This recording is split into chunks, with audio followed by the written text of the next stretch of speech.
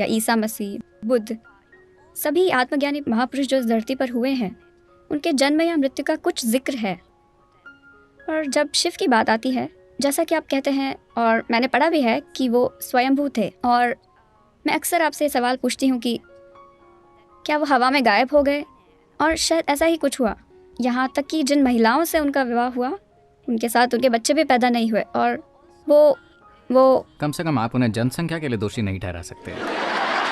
सदगुरु, मैं एक बहुत महत्वपूर्ण बात पर आने वाली हूँ। ऐसी एक थियरी है कि मुझे लगा कि जनसंख्या भी बहुत महत्वपूर्ण नहीं है। नहीं नहीं, ऐसी एक थियरी है कि शिव एलियन है। मेरे पसंदीदा निर्देशक क्रिस्टोफर नोलन ने यह फिल्म बनाई, इंटरस्टेलर, जो मेरी पसंदीदा फिल्मों में से एक है, जिसमें वो लगातार कुछ जीवों को वो कहकर संबोधित कर रहे हैं, वो संपर्क कर रहे हैं, वो हमसे बातें कर रहे हैं, वो ऐसा कर रहे हैं, पर उन्होंने यह कभी स्पष्ट नहीं किया कि वो कौन थे, जैसे कि वो एलियन थे या वो ईश्वर थे, वो कौन थे। और सदगुरु, जैसे मुझे लगता है कि मैंने इसे महसूस किया है, जैसे जब मुझे कोई क्रिएटिव आइडिया आता है तो मुझे अपने दिमाग में कोई ऐसी चीज़ नहीं मिलती जो उसका स्रोत हो।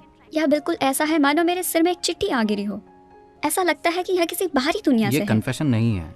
मैं जानती हूँ कि ये कन्फेशन है, पर लेकिन सदगुरु, क्या ऐसा है कि हम बाहरी दुनिया के जीवों द्वारा चलाए जा रहे हैं? क्या ऐसा है? तो वो लोग जिन्हें इंसानी बुद्धि पर भरोसा नहीं है, वो ऊपर देखते हैं कि बुद्धि कहीं और से आएगी। हमें यह समझना होगा कि देखिए, इस देश में कुछ ऐसी चीज़ें हैं जो बहुत महत्वपूर्ण हैं,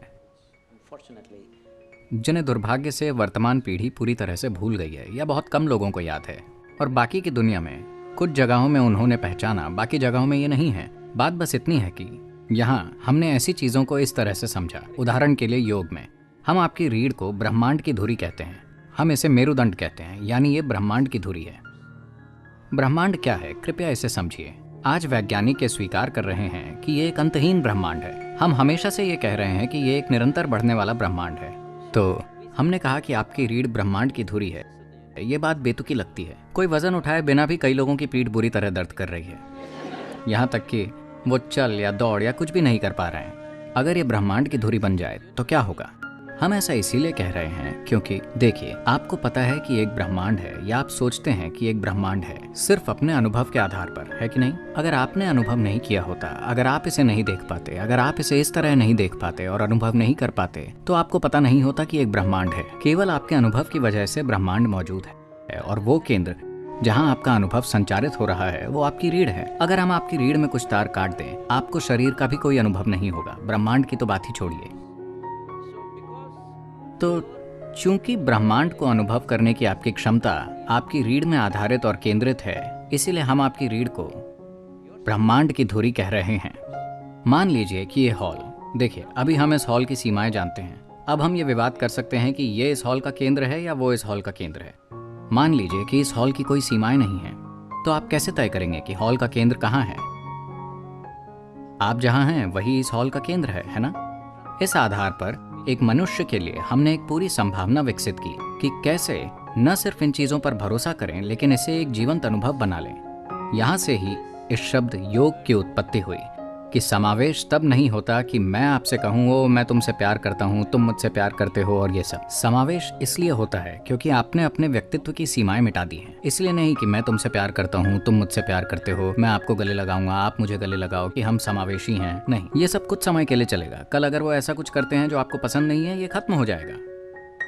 पर जब आप अपने व्यक्तिगत स्वभाव की सीमाएं मिटा देते हैं, जिसमें आपका शरीर भी है, और आप जानते हैं कि यहाँ कैसे बैठना है, आप कौन हैं, उसकी सीमाओं से पहचान बनाए बिना आपकी शारीरिक रचना, आपकी मानसिक रचना, आपकी भावनात्मक रचना की एक सीमा है। ये बड़ी या छोटी हो सकती है। नहीं, मैं शरीर के बड़े होने की बात नहीं कर रहा हूँ। ये छोटा या बड़ा हो सकता है, पर इसकी एक सीमा है। पर ऐसे आयाम हैं जिनकी कोई सीमा नहीं है। जिसकी सीमा नहीं है उसकी प्रकृति अभौतिक है। तो हमारा फोकस हमेशा से उस आयाम में होता है जो अभौतिक है।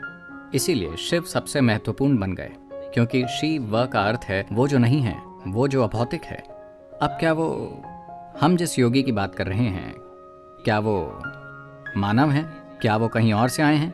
देखिए, कई चीज़ें हैं। जैसा आपने कहा, उनके कोई माता पिता नहीं है। जब आप शिव के बारे में बात करते हैं, उनके कोई माता पिता नहीं है, कोई जन्म स्थान नहीं है। किसी ने उन्हें बढ़ते हुए बच्चे की तरह नहीं देखा। हर समय जब भी हमने देखा वो लगभग उसी आयु के थे। और हम नहीं जानते कि उनकी मृत्यु कहाँ हुई। इतने महत्वपूर्ण व्यक्ति उस समय में भी अगर उनकी कहीं मृत्यु हुई होती, उन्होंने एक मंदिर बनाया होता, वो उनके लिए किसी तरह का कोई स्मारक बनाते, ऐसा कुछ नहीं हुआ।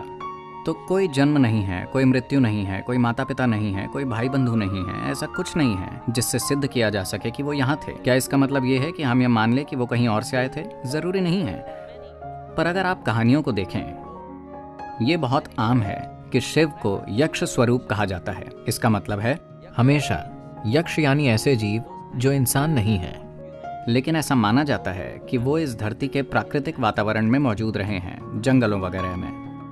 हम जिन्हें भी किसी तरह के जीव या प्राणी या आप जो भी कहना चाहें, जो स्वभाव से मनुष्य नहीं हैं,